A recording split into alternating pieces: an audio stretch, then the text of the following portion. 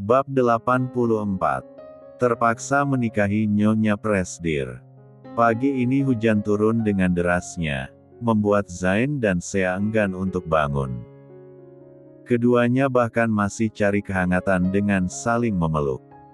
Tak menghiraukan rencana kegiatan yang akan mereka lakukan pagi ini. "Kamu gak kuliah?" tanya Sea tanpa membuka matanya. "Siang," jawab Zain dengan singkat. Ia terlalu mengantuk untuk membalas pertanyaan sang istri. Selang beberapa saat kemudian, hujan mulai reda. Sea memutuskan untuk beranjak duduk dan meraih ponselnya. Sejenak, wanita itu mengecek apakah ada email yang masuk dari asistennya. Ia juga mengecek jadwalnya hari ini, khawatir ada yang ia lewatkan. Saat asik memainkan ponselnya, Sea dikejutkan dengan tingkah suaminya. Bagaimana tidak? Bukannya bangun pria itu malah memindahkan kepalanya ke atas pangkuan sang istri.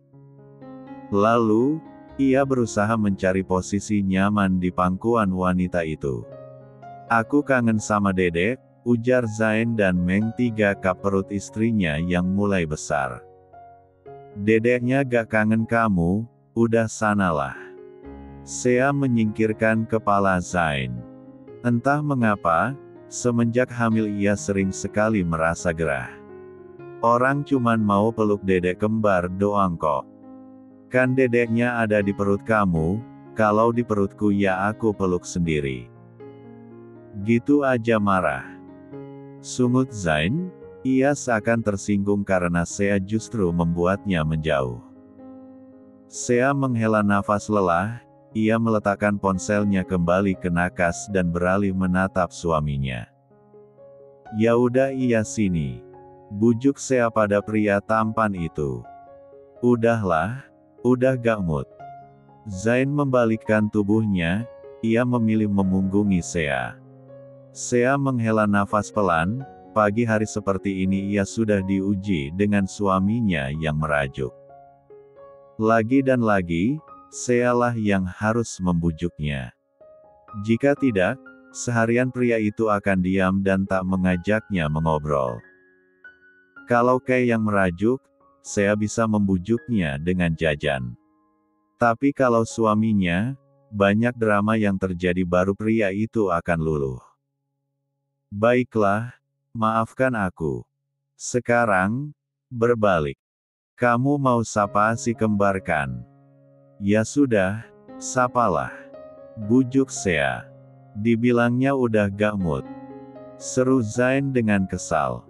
Sea menahan nafasnya, ia sungguh merasa gemas dengan suaminya yang merajuk seperti anak kecil. Mood pagi Sea juga tidak baik, tapi ia harus mengurus bayi dewasa itu. Kalau jenguk aja, gak ada tuh bilang gak mood. Sindir Sea yang mana membuat Zain membulatkan matanya. Bergegas, pria itu berbalik dan menatap sang istri dengan tatapan tak terima. "Itu kan beda. Aku cuman peluk kamunya gak boleh, apalagi jenguk. Kamu tuh gak sayang aku ya? Kalau gak sayang udah dari kemarin aku balik ke mantan." Seru Sea tak mau kalah. Dia sengaja membuat kesal pria itu karena dirinya sudah sangat gemas. Zain melongo tak percaya, ia segera berdiri dan menatap Sea dengan mata membulat sempurna. Tangannya terangkat dan menunjuk ke arah perut bulat istrinya. "Gak lihat apa perut kamu udah melendung begini? Masih ingat mantan? Aku sakit hati loh," protes Zain. Sea melipat bibirnya, ekspresi Zain saat ini mengingatkan dia dengan cara marah Kai. Pantas saja keduanya cepat akrab, kedua pria tampan itu ternyata memiliki sifat yang sama. Udah, sini tangannya, kasihan si kembar kalau kamu terus mengomel." Sea menarik tangan Zain dan meletakkan di perutnya. Zain masih terlihat kesal, bibirnya masih mengerucut sebal. Namun, pria itu menggerakkan tangannya berusaha mencari titik ternyaman di atas perut sang istri. Sea menikmati elusan tangan suaminya. Nanti sore aku mau periksa si kembar, kamu mau ikut gak? Aja Sea. Ya maulah. Aku mau lihat dia goyang-goyang, gak papalah hilang 500.000. Kalau bisa 1 juta gak papa, asal lompat-lompat dia. Seru Zain dengan tersenyum kebar. Sea menggelengkan kepalanya pasrah, berulang kali ia menjelaskan pada suaminya tentang kehamilan. Namun, sampai detik ini pria itu belum mengerti juga. Zain mengira jika di dalam kandungan bayi bisa bergerak bebas. Saat asik menikmati elusan tangan suaminya, tiba-tiba Sea jadi teringat sesuatu. Zain. Sahut Zain tanpa menatap ke arah Sea, ia terlalu sibuk menggerakkan tangannya di atas perut wanita itu. Kamu sudah bertemu dengan ayah kandungmu, apa kamu tidak mau mencari tahu di mana ibumu? Pertanyaan Sea membuat Zain menghentikan kegiatannya. Pria itu mengangkat pandangannya dan menatap sang istri dengan ekspresi yang berbeda. Untuk apa? Dia saja meninggalkanku pada nenek. Untuk apa aku mencarinya? Desis Zain dengan tatapan dinginnya. Sea mengangkat tangannya, dia mencoba mengelus wajah Zain agar menenangkannya. Ia tahu, jika suaminya pastilah sedih saat tahu dia bukan anak yang diinginkan. Tapi, menurut Sea Zain berhak tahu siapa ibunya. Yah, hanya sekedar tahu di mana ia sekarang. Ibumu pergi, pasti ada alasannya. Kalau tidak mau tahu, ya sudah. Kita lupakan saja, jangan membuat beban pada dirimu sendiri. Zain hanya diam ketika Sea memberinya nasihat. Ia tidak mau tahu di mana keberadaan ibu kandungnya sekarang. Zain cukup tahu, jika dirinya merupakan anak yang tidak diinginkan. Semuanya sudah berkumpul di meja makan, Zain juga langsung mengambilkan istrinya makan. Pria itu mencoba menjadi suami idaman saat istrinya sedang hamil. Dengan manisnya, ia bahkan menyuapi istrinya itu. Daisy hanya bisa menggelengkan kepalanya melihat pasangan muda di hadapannya. Nanti sore, USG-nya diteman Mama aja sih. Tante Dara, kamu ingat gak? Usul Daisy. Tante Dara. Sea ingat. Boleh juga sih, nanti sore Sea dan Zain akan periksa ke sana. Ujar Sea menerima usulan Daisy. Ya udah, nanti Mama hubungi Tante Dara. Kan, kamunya juga enak ngobrolnya kalau sama Tante Dara. Ya kan? Sea menganggukkan kepalanya, ia kenal dengan teman mamanya itu. Mereka asik menikmati sarapan mereka, sampai Daisy tersadar jika satu cucunya belum hadir di meja makan. Si buntelan mana? Asril, mana adekmu? Pekik Daisy yang mana membuat semuanya menatapnya ke arahnya. Loh, tadi masih di kamar mandi. Sahut Asril. Coba samperin Gi, jangan-jangan main dia sama si kambing buluk itu. Pinta Daisy. Asril mengangguk, ia turun dari kursinya dan berlalu pergi ke kamar sang adik. Sesampainya di kamar Kai, terlihat kamar itu sepi, tak ada tanda-tanda keberadaan bocah menggemaskan itu.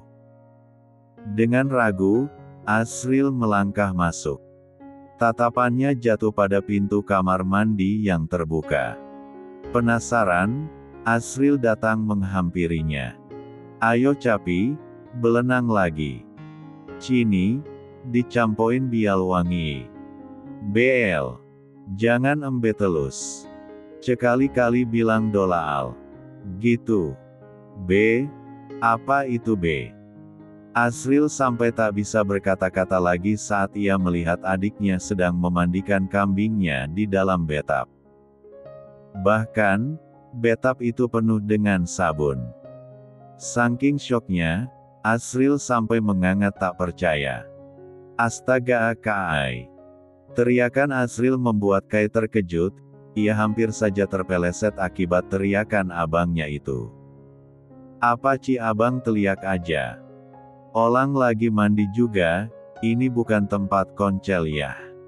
Sewot Kai dengan kesal. Abang bilangin Momi, kamu ya.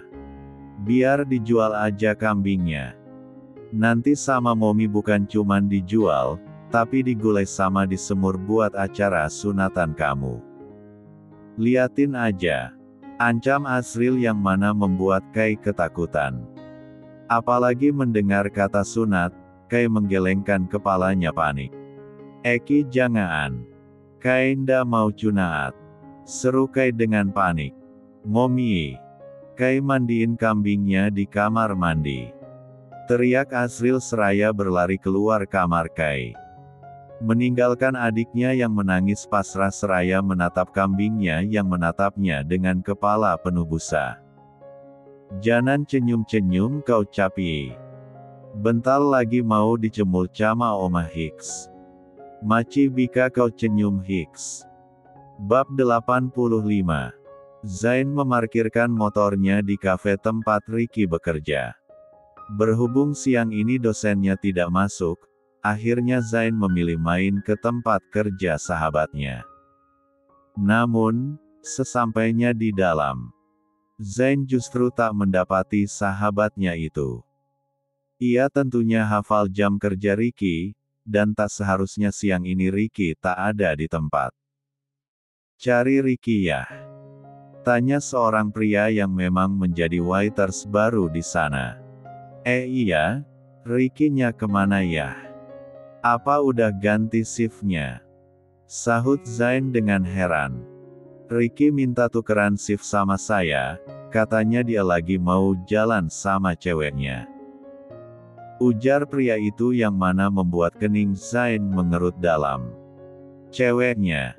Sejak kapan tuh ubur-ubur punya cewek? Emang laku?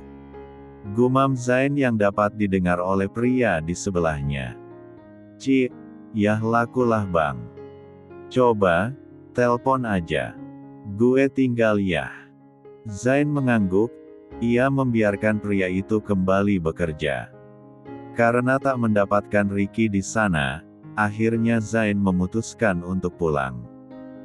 Namun, saat akan keluar dari kafe, tiba-tiba dirinya dicegat oleh 3 orang remaja perempuan berpakaian seragam SMA. Ketiga remaja itu menatap Zain dengan tatapan berbinar. Kakak yang kuliah di kampus Pratama itu kan? Boleh minta nomornya gak kak? Tanya salah satu dari mereka. Maaf dek, saya belok. Ujar Zain dan segera menyingkir dari kumpulan para remaja itu. Kan apa gue bilang, dia tuh belok. Di kampus juga udah pada tahu dia belok. Seru seorang remaja berambut pendek pada temannya yang meminta nomor telepon Zain. Sayang banget, ganteng-ganteng kok belok sih. Gumam remaja cantik itu. Sama abang aja deh, gantengnya sama kok. Celetuk pria yang tadi mengajak Zain mengobrol. Ketiga remaja itu langsung bersatu ngeri melihat pria yang bekerja sebagai waiters itu. Ogah. Sentak ketiganya dengan kompak, dan berlalu pergi meninggalkan pria itu yang melongo menatap kepergian mereka. Sementara itu, orang yang sedang Zain cari tengah berada di rumah seseorang. Sejak tadi, senyumannya merekah menunggu sosok gadis yang ingin dirinya jemput. Perasaannya berdebar tak karuan, seakan ada kupu-kupu yang menari di atas perutnya. Betapa bahagianya ia saat ini. Kak Ricky, ayo. Ricky berbalik, Ia menatap Jenna yang berjalan menghampirinya dengan senyuman manisnya. Si cantik, ayo. Ricky bersiap akan naik ke motornya, tetapi tiba-tiba saja sosok pria parubaya datang dan langsung meraih kerah kemejanya. Mau kamu bawa kemana anak saya, hah? Serunya tepat di depan wajah Ricky. Papa. Jenna panik saat Lionel muncul dan langsung menarik kerah kemeja Ricky. Karena takut, Ricky mengurungkan niatnya naik ke atas motornya. Ia segera mengangkat kedua tangannya pasrah agar Lionel tak memukulnya.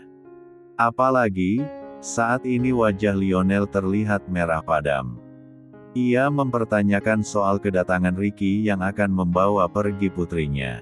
Mau kamu bawa kemana anak saya, hah? Sentak Lionel tepat di depan wajah Ricky. Pa, Jenna yang minta diantar Kak Ricky. Ujar Jenna seraya menarik tangan sang papa agar menjauh dari pria itu. Oh, ojol. Lionel melepaskan cengkramannya, pria itu menatap Ricky yang terlihat ketakutan. Apalagi, badan Lionel kekar. Sedangkan Ricky kurus, walau tinggi mereka sama. Pa, Jenna bosan di rumah. Jadi, minta tolong Kak Ricky buat temani Jenna ke taman kota. Jelas Jenna, ia merasa tak enak dengan Ricky. Lionel mengerti putrinya bosan di rumah, kesehariannya juga hanya belajar. Putrinya sejak dulu tak pandai bergaul, yang menyebabkan gadis cantik itu jarang memiliki teman. Apalagi teman dekat, Jenna bahkan tak memilikinya. Mana KTP kamu? Tanya Lionel dengan tatapan penuh selidik. Buat apa om? Bingung Ricky. Udah cepet mana KTP-nya? Iya, bentar. Dengan gugup, Ricky mengambil dompetnya dari saku jaketnya dan membukanya. Ia meraih KTP miliknya dan menyerahkannya pada Lionel. Bukannya mengambil KTP Ricky, Lionel justru mengeluarkan ponselnya. Ia memundurkan langkahnya dan mengedepankan ponselnya. Kasih lihat KTP-nya. Titah Lionel yang membuat Ricky bertambah bingung. Bukan hanya Ricky, Jenna saja tak mengerti apa yang sedang papanya lakukan. Iya, pegang. Begini nih. Lionel mengatur letak KTP Ricky sejajar dengan wajah pria itu. Dengan heran, Ricky hanya menurut. Ia memegang KTP-nya depan D4 dan menatap Lionel yang masih sibuk mengaturnya. Nah, gitu. Senyum. Titah pria itu seraya bersiap mengambil gambar Ricky di ponselnya. Papa ngapain sih, Pa? Akhirnya Jenna angkat suara, sedari tadi dia bertanya dalam hatinya apa yang sedang papanya lakukan. Cekrek. Selesai mengambil gambar, Lionel tersenyum puas. Udah sana berangkat. Ingat, kalau kamu macam-macam sama putri saya. Foto kamu ini saya pakai buat pinjol. Lihat aja. Desis Lionel yang mana membuat Jenna dan Ricky kompak membulatkan mata mereka. Kok gitu sih om? Pekik Ricky tak terima. Ya kalau gak mau ya gak usah, kan saya cuman jaga-jaga. Kalau kamu macam-macam, abis kamu sama pinjol. Raut wajah Ricky pucat pasi, tentunya ia tak mau berhubungan dengan pinjol. Melihat itu, Jenna merasa kasihan. Namun, papanya hanya melakukan apa yang seorang ayah lakukan untuk menjaga putrinya. Udah sana berangkat, kalau ada apa-apa telpon papa. Tenang aja, dia pasti gak berani apa-apain kamu. Kalau berani, papa ajuin pinjol pakai data diri dia. Ujar Lionel seraya menepuk pelan kepala anaknya, sebelum beranjak pergi meninggalkan dua pasangan muda yang sama-sama melongo. Sore hari, Zain menemani istrinya periksa ke dokter kandungan. Karena Zain belum bisa menyetir mobil, mereka pun memakai jasa supir. Bukannya Zain tidak mau belajar, ia masih takut dan ragu untuk mengendarainya. Sea tak memaksa, pelan-pelan suaminya pasti mau belajar. Rumah sakitnya lebih gede daripada rumah sakit kemarin ya. Celetuk Zain saat keduanya turun dari mobil. Iya, ini salah satu rumah sakit terbesar di kota ini, dokternya juga banyak yang lulusan dari luar negeri. Sahut Sea. Zain membulatkan mulutnya, ia hanya menurut saat Sea menggandengnya masuk. Bukannya Zain yang menggandeng istrinya, malah Sea sendiri yang menarik tangan pria itu. Entahlah, sikap Sea terlalu dewasa dan Zain yang seperti anak kecil baginya. Karena sudah membuat janji, Sea langsung saja menuju ruangan dokter Dara. Sesampainya di sana, keduanya langsung dipersilahkan suster yang berjaga untuk masuk ke dalam ruangan dokter tersebut. "Selamat siang Tante," ujar Sea yang gimana membuat wanita paruh baya itu tersenyum lebar. "Astaga, Sia. Masuk sayang," seru wanita itu dengan semangat. Sea melepaskan genggamannya dari tangan Zain. Ia lalu memeluk singkat dokter Dara seperti para perempuan pada umumnya. Zain hanya diam di tempat, ia menatap sekeliling ruangan itu dengan seksama.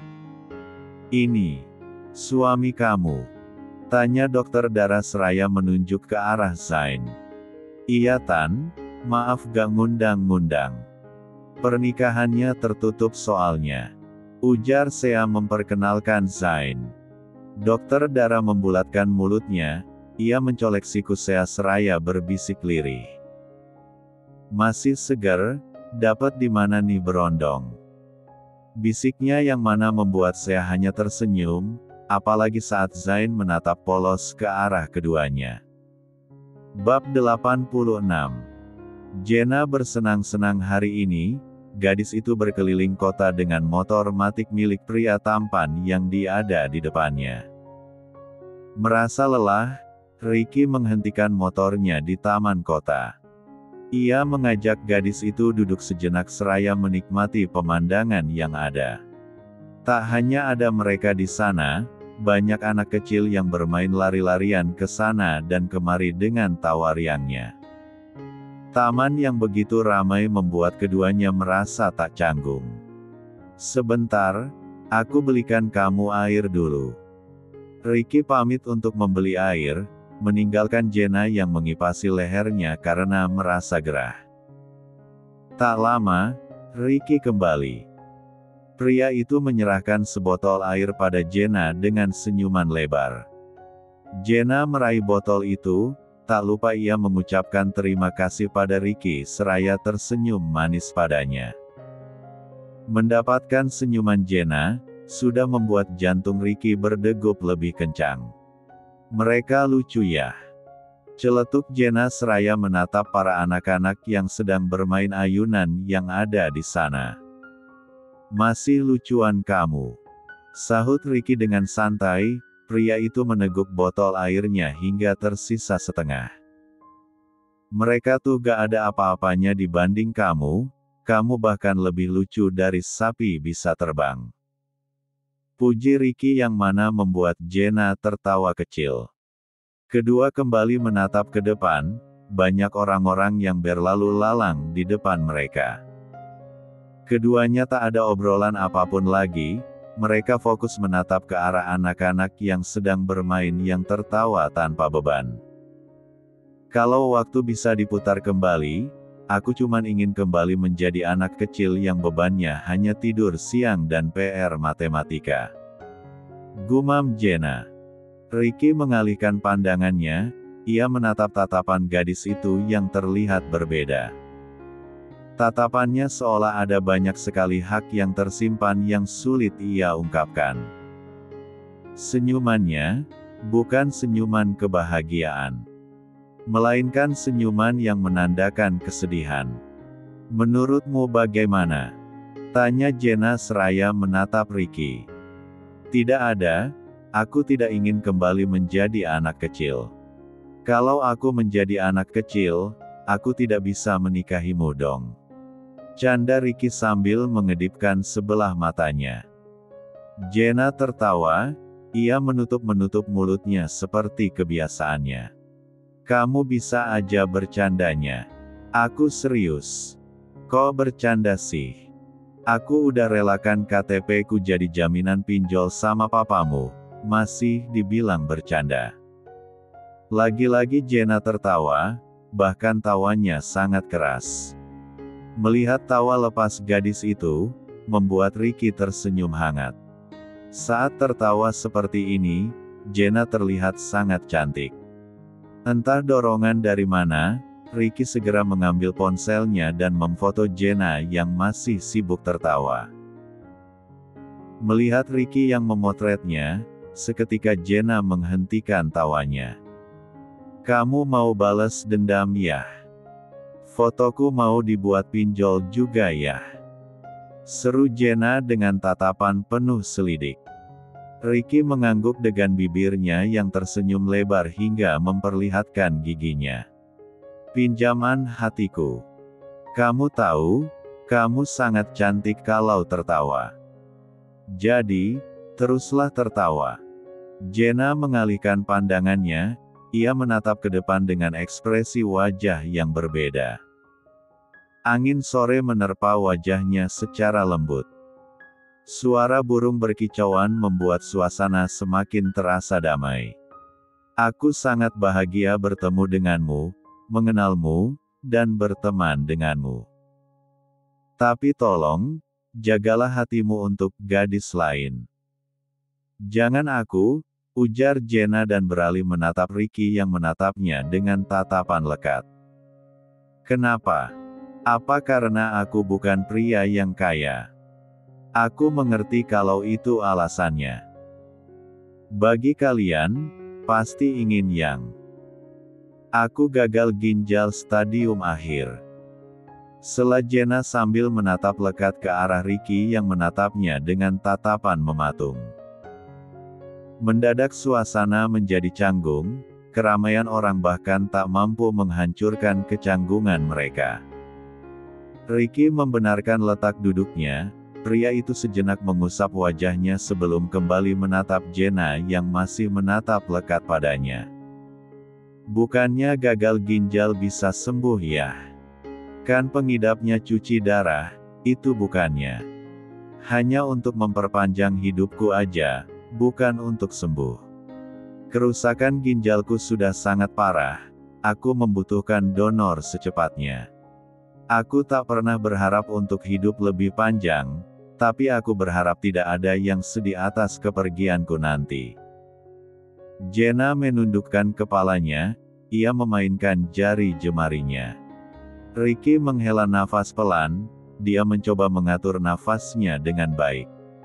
Tatapannya kembali fokus pada Jenna yang sepertinya sedang menahan tangis. Dengan ragu, Ricky menepuk bahu Jenna dengan lembut. Masih ada harapan kan? Jangan mendahului semesta, kamu pasti ada harapan untuk hidup lebih lama. Percayalah, semua orang sayang padamu dan ingin kamu terus berjuang. Ujar Ricky dan menunjukkan semangatnya. Jenna tersenyum, termasuk kakak kan? Ya. Ricky menggaruk lehernya yang tak gatal, ia merasa malu saat dituduh menyukai gadis itu. Tapi memang benar, Ricky tertarik pada Jenna sejak awal mereka bertemu. Sudahlah, ayo pulang. Aku takut kamu terlalu lelah dan membuat kondisimu buruk. Tapi lain kali, aku janji akan membawamu keliling kota lagi naik motor bututku.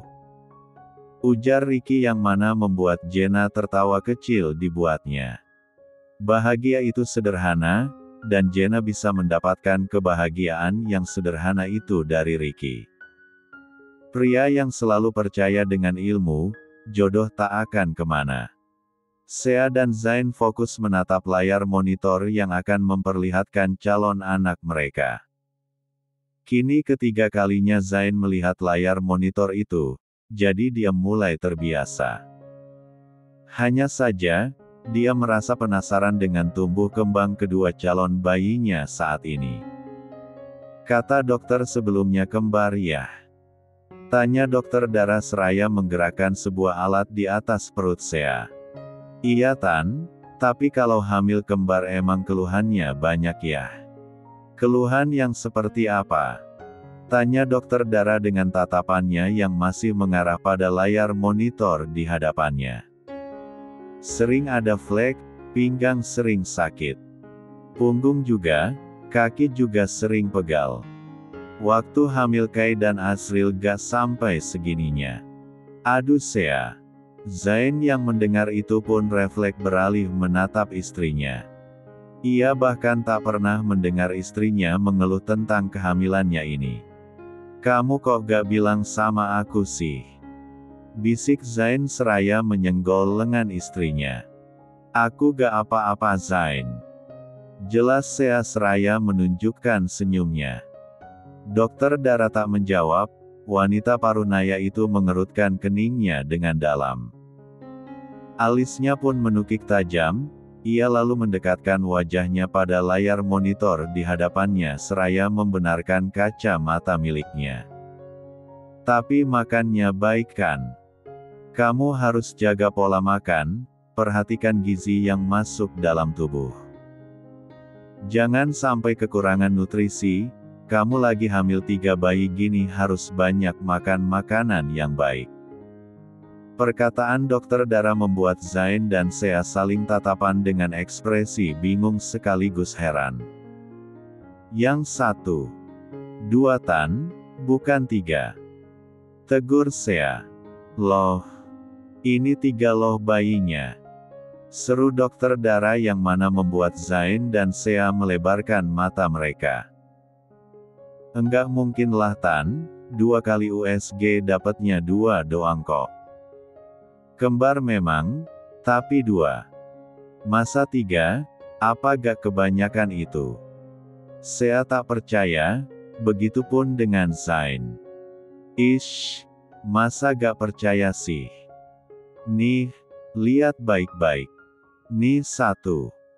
2. Nah 3 nih, sembunyi dia nih. Zain dan Sea memperhatikan 3 calon bayi mereka yang dokter darah tunjukkan.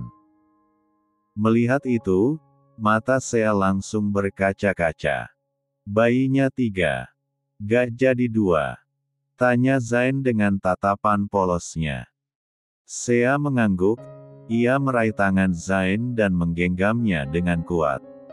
Tak bisa Sea pungkiri, ada rasa haru dan bahagia yang tengah ia rasakan saat ini. Dok itu kok bisa jadi 3? Satunya masuk pas kapan? Lewat tempat yang sama. Pertanyaan polos Zain membuat Sea melunturkan rasa harunya. Kai keluar dari kamarnya, anak itu baru saja mandi dan berniat akan mencari apa yang bisa ia makan. Perutnya sangat lapar. Tujuannya kali ini adalah dapur. Karena di sanalah, ia bisa mendapatkan makanan. Belondong-belondong tua. Kai melacala. Hioyum, wanginya. Oma macak apa? Kai mencium aroma masakan Daisy yang begitu nikmat.